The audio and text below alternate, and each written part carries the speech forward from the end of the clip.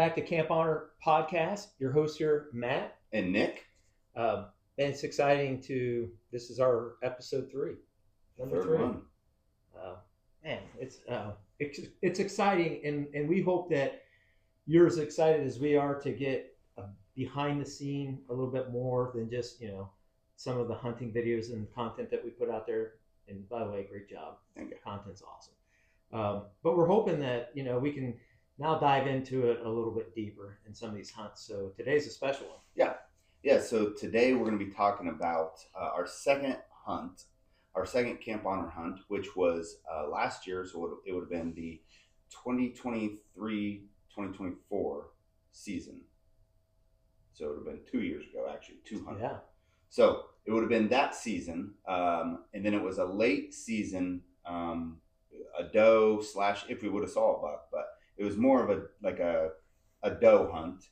And we took a Marine out named Richard, and all of this is on the YouTube channel. You could see everything there, but we took a Marine out, and those Marines are hard because they keep everything inside. And you could, as the weekend progressed, you could actually see like layers falling off of Richard. Oh, yeah. And just the hunt in and of itself, it was a late season, like you said. Snow on the ground. January. And you never know. Like we're in a winter right now that I just feel like it's never ending. Yeah. But we knew, so yeah, I mean, the Marine, but we can go into some of the details that never made it to video. Yeah, well, like Matt got his truck stuck in the driveway. Well, first, so first on this hunt. These would make the best hunts. Yeah, when so stuff like this happens. Usually Southern Ohio. That's where we have.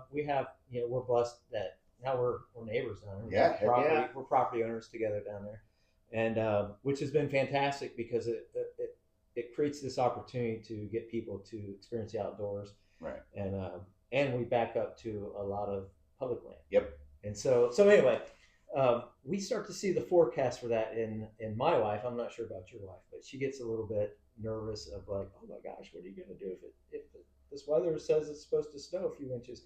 And I think if I remember right, we had already had some snow, and then it started to rain a little bit. Then it got cold again. Yeah.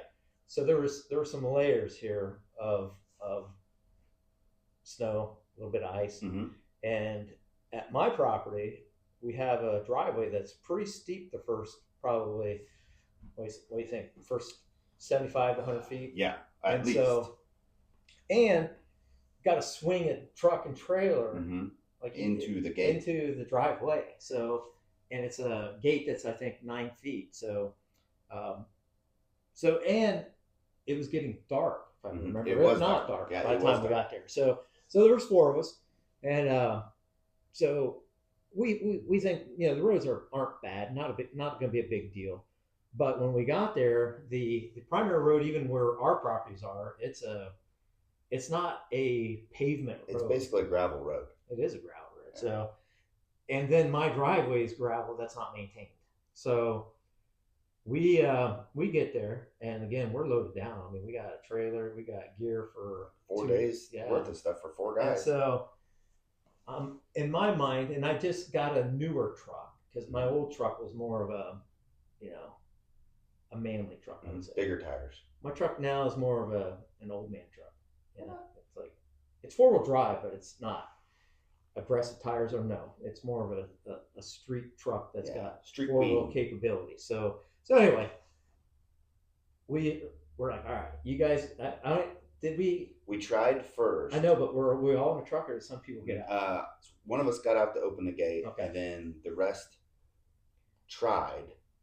You went like a little bit, and you're like, I need a running start. And you went back, and then went again, tried it one more time, and you're like, this ain't going to work. And but to set the stage here, when I make this turn into that gate, it's like I got to keep a little momentum because if you just go past my gate and past the road, there's a pretty good drop off down to the creek. Oh yeah, like we'd be done. Yeah, like it's hunting trip over. Yeah, and so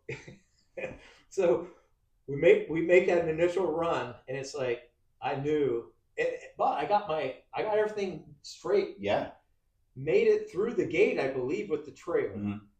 and then wasn't going to make it up that hill. No. So then I've got to use these skills that I've developed over these years to now somewhat back that trailer and truck. Through the gate without going off Yeah. the overhang. And it wasn't easy. No. It might have looked easy just because of the skill levels Yeah. that I have, but it Made was it look- there was a little nerves and inside of Matt. So we all are like fix-its and like, you know, we're men who know how to get things done. So we're like, we got this one. You almost made it. Mhm. Let's do this. Let's get some of the gear out of the trailer because that's got the four-wheeler, the ATV, you know, a bunch of other stuff, coolers, this, that, and the other. So we gave it another run, and I don't even think I made it up as far as I did the first No. time. And so now I'm like, oh my god, like my truck by itself would not have a problem. We ultimately did make it up with the truck, but where we're at, I did not feel secure in Just leaving it on the road. yes, The trailer. Because somebody would have definitely stole it. yeah. We live in Ohio. Meth heads and high winds are everywhere. So you got to keep stuff strapped down. So then we divide and conquer. We were like, all right, some people were making trips up to and there had to be what, 4 inches of snow, you think, and slush? At least, yeah. Up the hill. You still had to walk. I was the guy who had to carry the stuff up to the cabin. So he's like, we took a bunch out, Yeah. just set it down, and I'm taking trips up there. Meanwhile, Matt stores the trailer around the corner and leaves it there. Well, And then the that's four-wheeler a and story. truck come back. That's a story too. Because you almost got stuck in that one. Yes. And so we have a neighbor down there Mhm. who, let's just say, He lives down there full time. He does, and he doesn't mess around. No. Like me. If I was down there and people are like, you know, you just get wanderers, like you said, what'd you say, crackheads and whoever else. And so I sent our candidate, Richard. I'm like, hey, dude, you go ahead. I'm going to be trying to navigate. In my mind, I wasn't thinking that, like, I didn't let him know. Like, I don't know if he knew we were coming. And so then the fear starts to hit my head. I'm like, oh my God, I hope he doesn't shoot Richard. That would be a bad camp on our trip. Yeah, that would have been horrible. Even though we do have a good live waiver. Yeah, still. It's a good one. Yeah. Like it.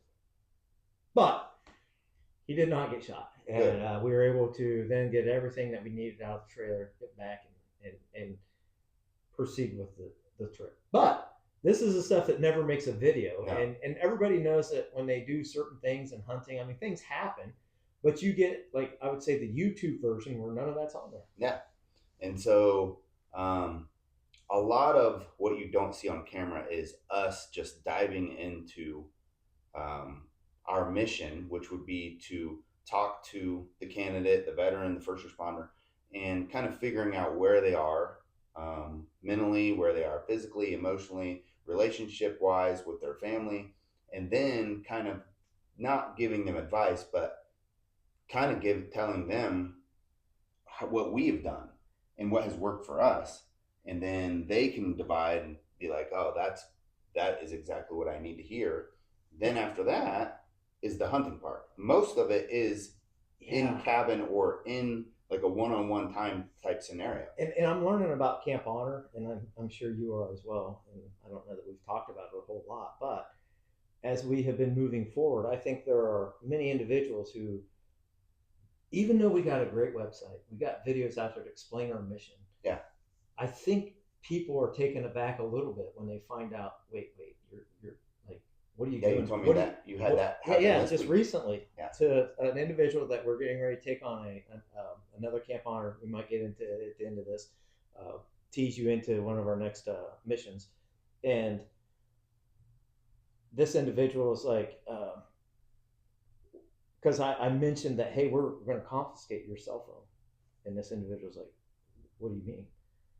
I mean, you read the application and it says that we will take your cell phone and, you know, our contacts, and then can be the emergency contact, and we'll have ours, but we'll be very limited use. Mm-hmm.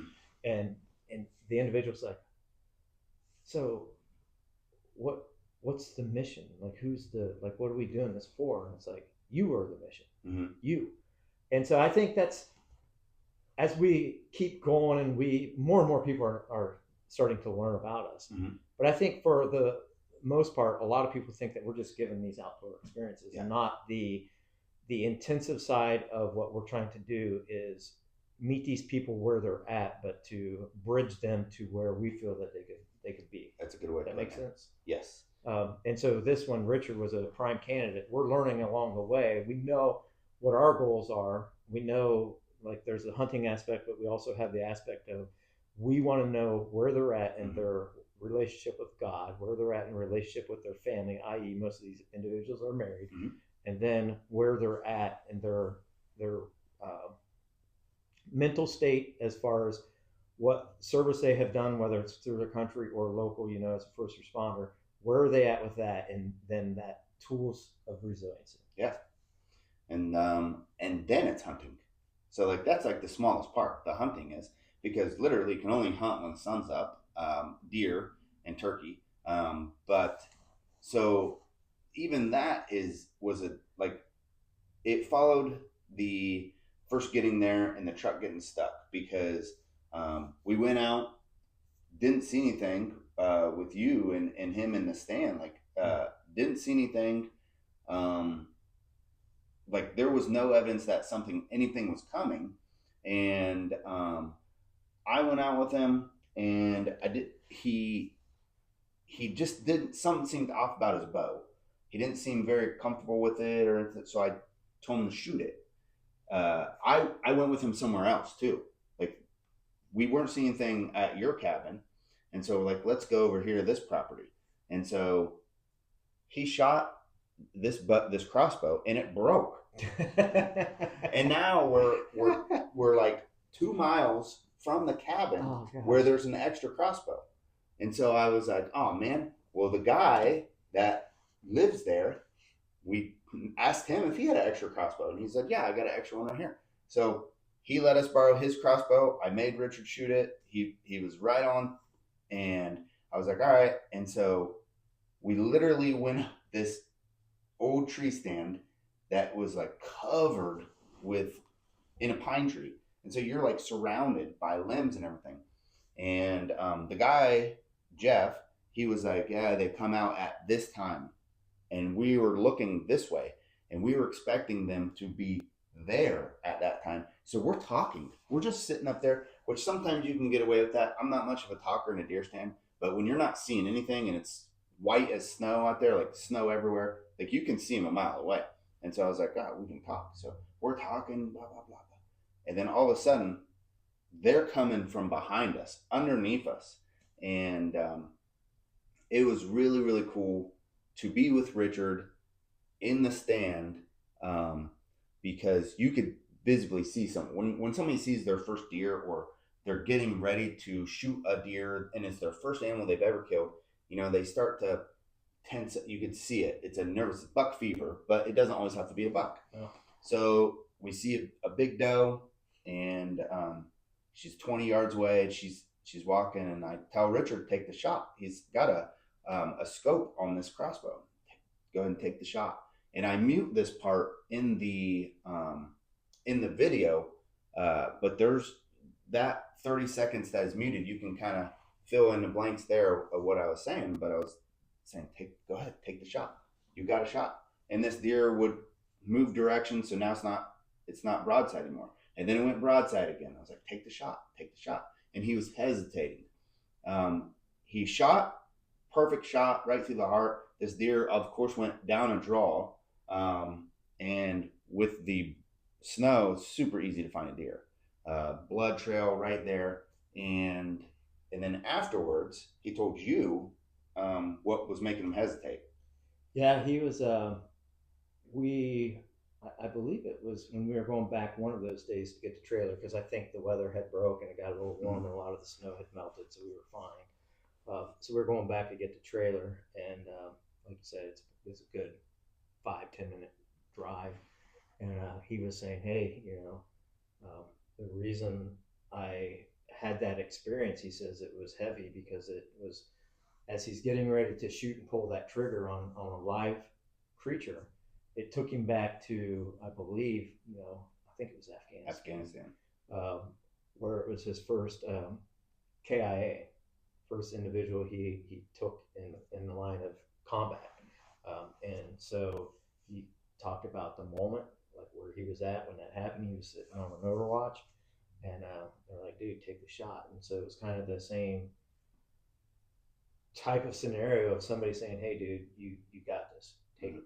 Like you have to take it because you have to protect your brothers down there." So, and then I believe he described after that once he was able to do that, that emotional thing, because the deer ran off, didn't see it right away, but you guys saw the blood trail. And so, all this is kind of hitting him all at once. And then when he went down and saw that animal, I think, I don't know if it's made the video. I think you can see where he touches it, and there's a moment like where it's like, and that was, almost like Holy Spirit, like falling down in that moment to say, "Hey, dude, this is what nature does. This is what we were meant to do." And we're asked to do hard things as humans, as men, especially women too. But a lot of times men are. God designed us to be the protector. Yeah. God designed us to be that individual that's provides a covering for our wives. And so that's that moment that he had was a healing moment for him. And he was noticeably different. Yeah. Noticeably. Oh yeah. And then when we got back, shared, I think, on film as best as he could with that, and it's on the video. But his whole demeanor, countenance was different. Yeah. And I could tell on the way driving this, sharing this. And so it's just awesome because that's where, we were learning. We just know. I guess the easiest thing to say what we do at Camp Honor is we got good people, meaning you, me, others. There's a few others. We don't have a lot yet that are, I would say, guides and that can ask good questions, that we're also filled with Holy Spirit in our walk with the Lord. And we know what to ask, but ultimately we're just living a testimony. Yeah. And we're just sharing them. Like we've talked in our last podcast how long we have served, whether that's military and now our communities. And like I'm going to do a little teaser here if you're all right with that. Yeah. You good with the teaser? And next in a couple podcasts we'll talk more about this. But we have located, you and me, through my dad, by the way, at a gas station here locally. Oh yeah. The Master. Yeah. Can we say his name? No, not Okay. yet. No tease. It's a tease. It's on the download for now. But probably the best turkey maker of all time. He's a world-renowned turkey call maker. I think he's literally in another country right now. Yes, he's in Mexico hunting turkeys. he's going for the not the Triple Crown. What do they call that? Grand Slam. And so he said he's also going to kill some other creatures while he's there too. Yeah, may as well. So, but anyway, he has made. The last time I was at his house, he was actually hand carving a turkey call for Richard Childress. That was being given away at the National Turkey Wildlife Federation event. And so I'm having a discussion with this man, and I'll round back to talking about what we're talking about here. It'll make sense to people. He's told me he's killed, and I don't remember the exact number, but it's more than 300 turkeys. It's a lot of turkeys. Now, I don't know about anybody watching. I have not killed a turkey yet, but this is the year. This is the year. It's going to be more than one, because we're going to kill one. I'm going to kill one in Ohio. Okay. I'm going to kill one in Indiana. Okay. That's going to be a given. All right. And potentially in the fall, because this turkey, I'm going to call him the Turkey Master, has told me that that's one of the little known secrets in Ohio is people don't take advantage of the fall turkey hunt. I would agree with that because it's right in the middle of deer season. And then you don't want to switch back and forth. And I was on that bridge last year. I was like, should I do it? So when I met him, I think you knew the excitement because I sent you a video. Yeah. Of him with his turkey call. Yes. And that call that he had, dude, he done in just a little period of 5 to 10 seconds, a purr, a cluck, like name it. He had feathers that he had made, and he made them for when they're flying down. If there's not one flying down, to try to track them. It's like, anyway, I say all this to say that he's a master. He is. And if I want to kill a turkey, which I have not, what do you think? Like my excitement is when I found a guy that is of his Caliber. exactly. Yeah. Do you think that for me anyway, this is how I live my life is like I don't have to search. I don't need to go talk to Jimmy that like just killed a turkey last week by dumb luck. Yeah. Or you name it. I know there's a guy that now I have his number. We've been contacting each other. We're going to talk and maybe meet for a cup of coffee next week. I say all of that to say it's like it's not rocket science for us when their PTSD is real. Mm-hmm. We know that, through our careers, we've experienced that. There's no doubt. But we also know that we have something to offer those that we take on these trips because why? Absolutely. We've built up resiliency through our lives of these components that make up the core of Camp Honor, which is God, family, outdoors. Yep. And so literally, you are so good at it, Nick, but drawing out of these individuals that we go out with to go past the surface. Because most people in life, Like, you how have you doing? surface. Fine. Yeah. How's your marriage? It could be better. Yeah. But we're working on it. Yeah. A lot of it is just asking non-open-ended questions. And then once you start, and then waiting. Maybe it's because you're a cop. Maybe. I cop them. Yeah. You have a way of like, here's my drugs. Yeah. Remember, we were talking about, you're like, my job's not that hard. If somebody's in this neighborhood and I pull them over for, crossing the yellow line, I'm like, why are you there? And they don't have a good reason. Then I dive in. Yeah. It's not a hard job at all. It's not a hard question. No. And if they give you a good answer, you just like, all right. Yeah. Obviously, you're here for that. So back to this hunt with Richard. I think you did a very good job of that. And then I think, just organically, we don't have to push and pry. And we're not like, we don't have necessarily a program that we have this 3-ring binder that we're like, okay, here's, the morning session that we're going to do. We're going to have this discussion. We'll go through a devotion. We did give a devotion. We do that. And it does help with, because a lot of devotions are really good, especially the ones we give are centered around the outdoors. Yeah.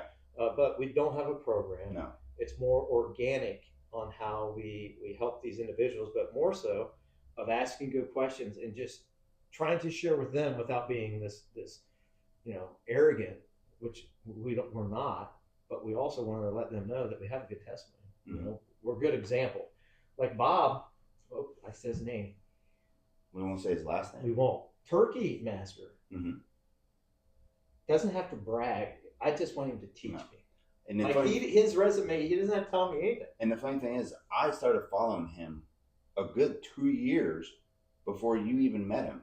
I was following him. I friend requested him 2 years ago because I heard about him, and been following him, his journey over the last 2 years on Facebook, before you even met him. So it's crazy.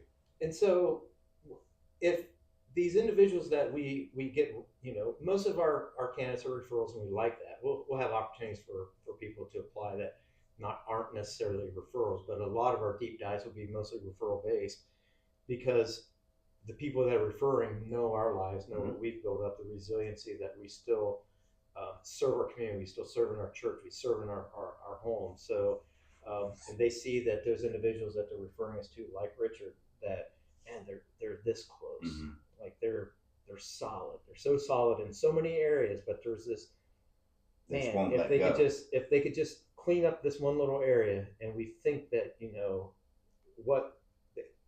and I don't want to say hiding behind is a bad way to put it, but when there's this one little area in a lot of these individuals' lives, it's usually associated with some of their PTSD and or service.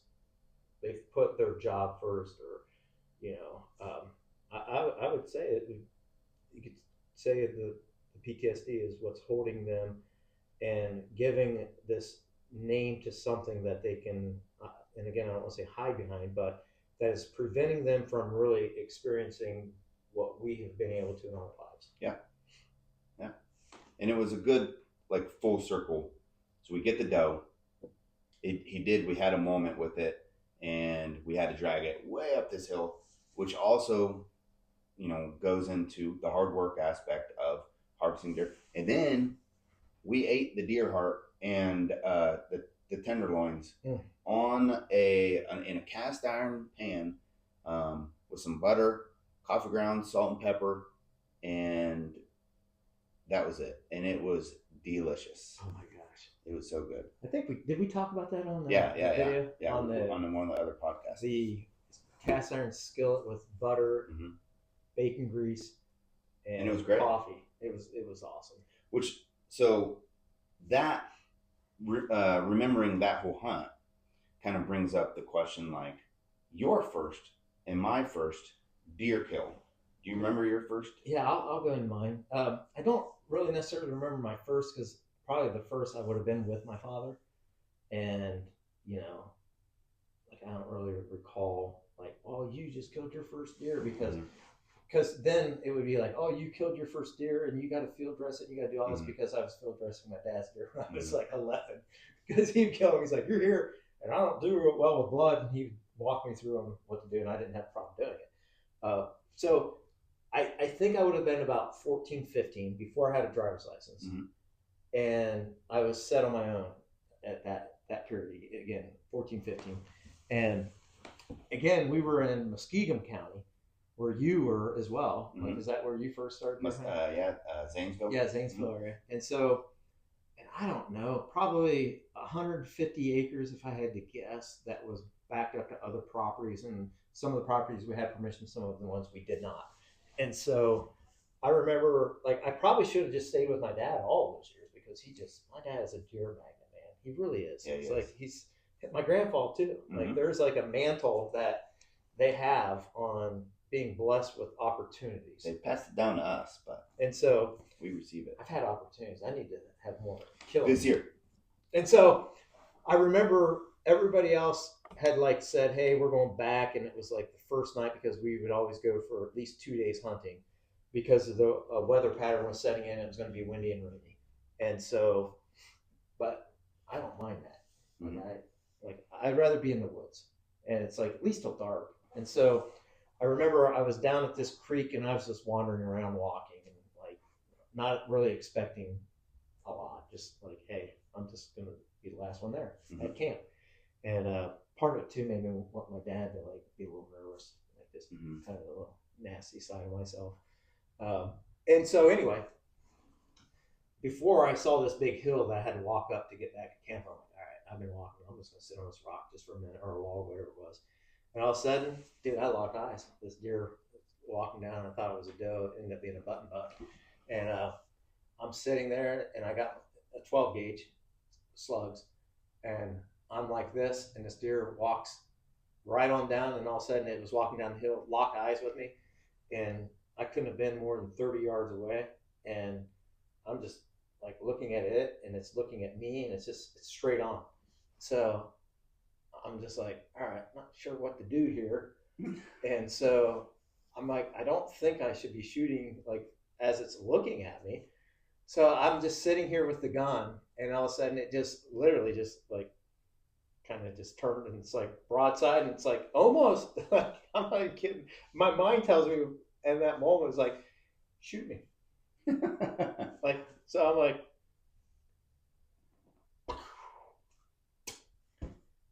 and I'm like, huh, well, I like this. You're like, this is easy, guys. This is like, this ain't bad. So I'll walk over. I have my knife, and I'm like so proud of myself, first off, because I'm like, nobody else, like, I think there might have been a few people early in the morning, because again, what we had, like 7, 8 dudes. It's like, it's like you can hear deer coming. We've talked about this before. Like down this, there's a little hillside with this little valley that's not very deep in that valley, with a creek in it, but kind of open. But you would hear it, like guys start shooting, and you knew, boom.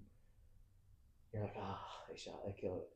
But if you heard a boom, boom, boom, and then it's just like, then another minute goes by, and then you hear it again, and you're like, oh, get ready, here she comes. And so anyway, I think there might have been one deer taken in the morning, and then nothing the rest of the day, and then me. And so I was pretty proud. I field dressed that thing. And now by the time I got back, there was a couple that came looking for me, because they heard the shot, and they knew it was getting late. They didn't know where I was at. And then I think it was our cousin that we did the bird hunt with, Mike. He's like, dude. I'm like, just proud as peacock, man. Had my stick already. Like I had a string around its legs, dragging that thing. And but that was my first experience. And people at camp were like, I felt like I had achieved manhood. Yeah. I really did. Like when I got back to that camp and everything was better that night, right? Mm-hmm. Like I killed this deer, field dressed it myself. For the most part, drug it for a while before my cousin Mike helped and linked up with me. And then supper tasted a little better. Mm-hmm. People were like, a couple of people that had not killed a deer, like, where were you at? Like, what was you doing? Like, like trying to, like, from a 14, 15-year-old, I was giving it to him. Like, oh, I was like stalking. Like, that was my first kill. Yeah. Remember. That's a good one. Same place for me. Same, Yeah. probably same place, but it sounds like it. But Zanesville, so we had a family shotgun week that we would go down there. All of our whole family would go down there. And now, like those of us that, hunt, we obviously do archery now and stuff like that. But back then it was pretty much just shotgun It was gun season. Yeah. And so I was with my Uncle Mike, and he had put me in a spot, and he was in my Uncle Rick, he had put maybe like 100 yards this way, and then my uncle like went about 100 yards this way. It's about 12, 13 years old.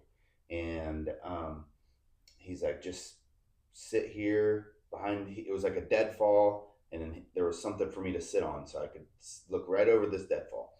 And he said, just watch, it's wide open, so you'll see them come through and they'll follow the creek. And I was like, all right, yeah. And I had hunted like a year with him, no gun, and then the year before with a gun, but didn't see anything when I was right with him as well. So this was the first year he left me, kind of similar situation there. And so I had a single shot 20 gauge. What I had in a pocket full of shells. So I would have thought you killed it if you only shot. Like everybody else, some of them had semi-automatic, some had pump, but you only had to. Yeah, and then it took a good 20, 30 seconds before I was like, which I would then attribute to a kill shot. Yeah. Nope. Still running. Yeah. So because I missed a few the year before, but so I'm sitting there and it's morning, so we get up there. We got out of there a little late because I remember walking in and not using a flashlight.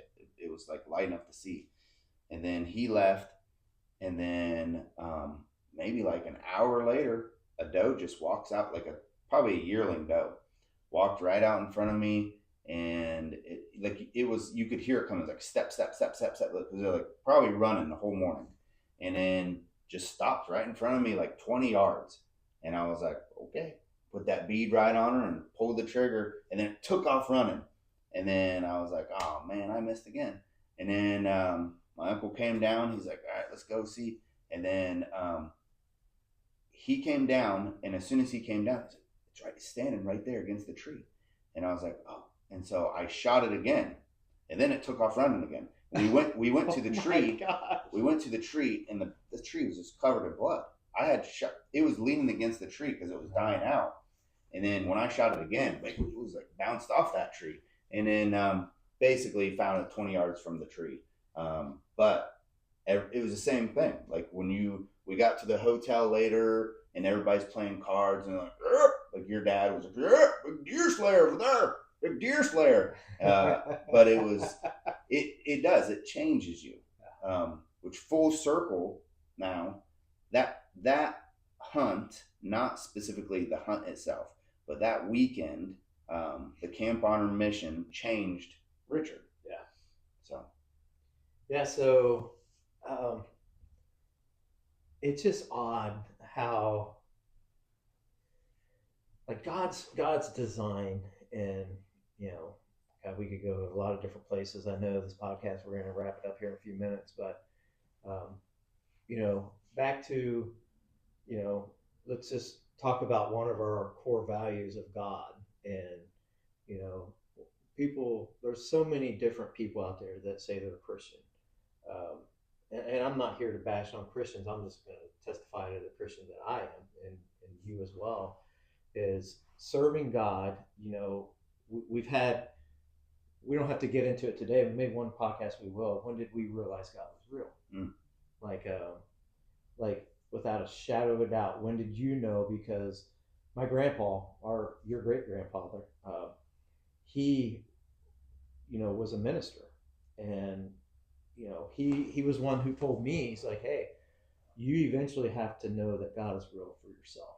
Mm. Like I can teach you all kinds of things, and he says, and and I think it might have been one of those times when I was over at his house and we're skinning deer, and he says because just like hunting, um, people can say they're a hunter because they go out, but once you experience what we're talking about here, now you know what hunting's about. Yeah. You've been on a hunting trip, but until you made that kill, and I think before that, I think I've been out killing squirrels and stuff, but it's like people who step on a bug. It's not the same. Yeah. It's not the same as taking a big game animal, I would say, and or that experience. And so, anyway, with Camp Honor, the God component is we really, in Genesis, God created the earth, and he, the 7 days of creation, and then he created the animals, and he had man that he assigned that to have dominion over.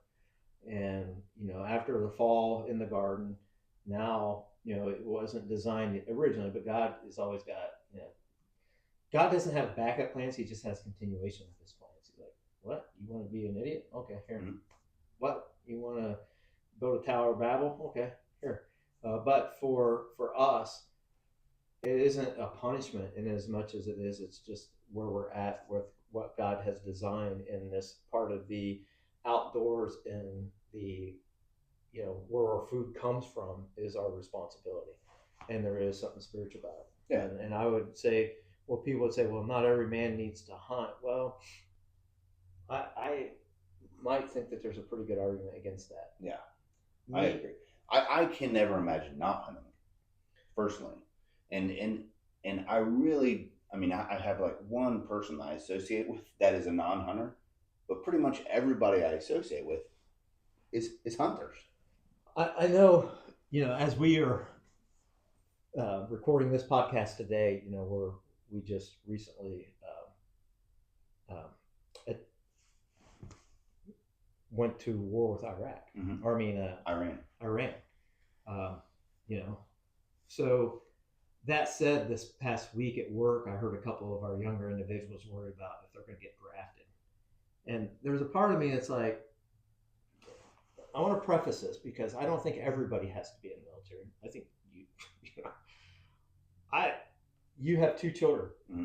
You had Kyler. We talked about this. Mm-hmm. He is in munitions, mm-hmm. and you sent me a text as a proud dad this week and said, "Hey, he was part of this." Mm-hmm. And so, what I want to say here is, like, I'm the opposite of worrying about being drafted. Like, I signed up when we went to Desert Storm the first time. I'm like, and I signed up after 9/11. And so I guess I don't want to come across I'm bashing anybody that's not a veteran or first responder, but this is our space. Yeah.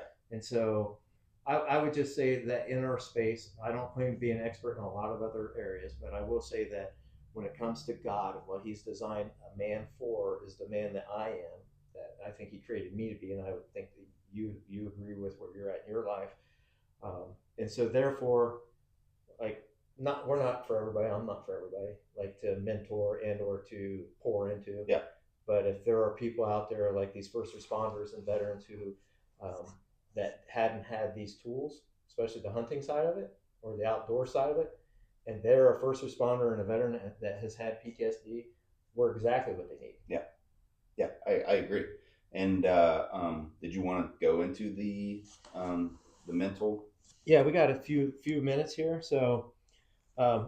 Because with I want people to know that we don't claim to be the expert of. We're not psychologists. No, but we are peer support specialists, mm-hmm. meaning we've had training at the peer support level, and so at the fire department when we have an incident that say we see a lot of bad things. Just period. We do. There was a call today that was a terrible call, and so. If I'm not recognizing the different things that my people that serve at my fire department are experiencing when they see these traumas, then I'm terrible. Yeah. I would want everybody to be, as a first responder, especially in supervisory level positions, to have at least a peer support side of it to be able to recognize when, hey, are you good? And then when that person says, I'm good, boss, I'm right now, I'm good, to recognize that, okay, they are right now, but let's get Correct. other pieces in play. There's the initial critical, like at the incident, what do we need to do? Post incident within the first few days, and then the longer term care.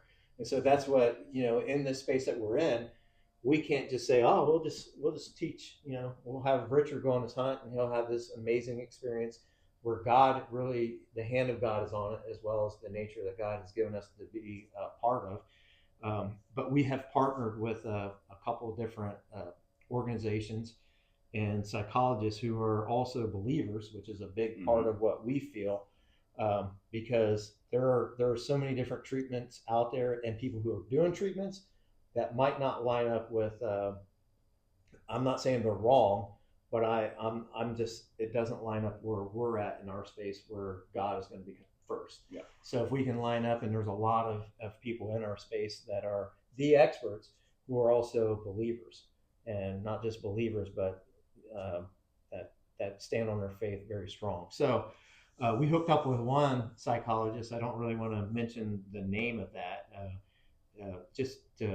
Some things do need to be kept private for what we do and those relationships. But one of the great things that when we were talking with them, to say, okay, hey, will you partner with us? And it's not a deep secret. I just don't want to publicize it right here.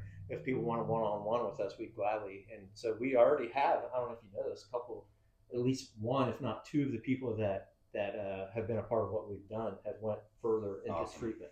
And so one of the things about, and we're going to do a special podcast this summer with our psychologists. Yeah. So at that point in time, you'll know exactly who we're talking about. But in this space is amazing because there's a video of me talking about that I'm not the expert, and it almost felt like it was a hopeless situation for people who have PTSD, because I haven't experienced it on a level that some of the people that I know have. And then when you were talking about it as well, that, well, we have these tools for the resilient side, but one of the treatments is EMDR. And again, I'm not an expert, but learning about what EMDR, it's eye movement desensitization and reprocessing. So it's basically through eye movement. And again, I'm not one to talk about it. I can know enough about it that when our psychologist was talking to us about it, that she referred to the process as somebody to say that, hey, they had a stroke, but they never had any physical therapy for that. Yeah. And when people have a stroke, there's multiple therapies that they do to try to get as much back as possible that was, they didn't have post-stroke, but pre-stroke, they're like me and you. And so through occupational therapy and physical therapy, a lot of times, and depending on when that stroke treatment is caught, they can get there's a lot of people out there walking around stroke you would never know. And so that's what I loved. And I don't know if you remember when she was at our event talking about that there's a lot of people out there that are still saying that I suffer from PTSD. Well, you're suffering because you're not choosing to get the treatment. And so anyway, this is just one of the treatments that she is a part of, is the EMDR and the eye movement treatment that she said that through as little as 5, at the most, like 10, for some people who've been, 15 years combat veteran. Each individual is just a little different, but that basically you can be free of because a lot of times with PTSD, and you've experienced it more than I have, especially with your crash, of that association with the trauma of creating a physiological response in your own body when you think about it. When you wake up from a dream, a lot of times, World War II vets called shell shock and different things, and where these people wake up from a dream and they feel like they're right there, and their blood pressure is high, their pulse is racing, and or just walking on a street and they hear something. And so through this treatment, they can desensitize that and separate it. That, like, I'm not going to talk much more about it because I'm not an expert. But the good news for what we are doing at Camp Honor is we are introducing the tools that we have, recognizing when these individuals where our tools might be still a tool they can have in their box, but they need a few more. Yeah. And linking them with good, solid people who can ultimately free them Right. of their issues. Yeah. And we're staying in contact with these people. Yes. It's not just a one weekend, we're done type of thing. We do the referrals if need be, but we stay in this is now a community. We even have a men's group. And so we're staying in contact with these people.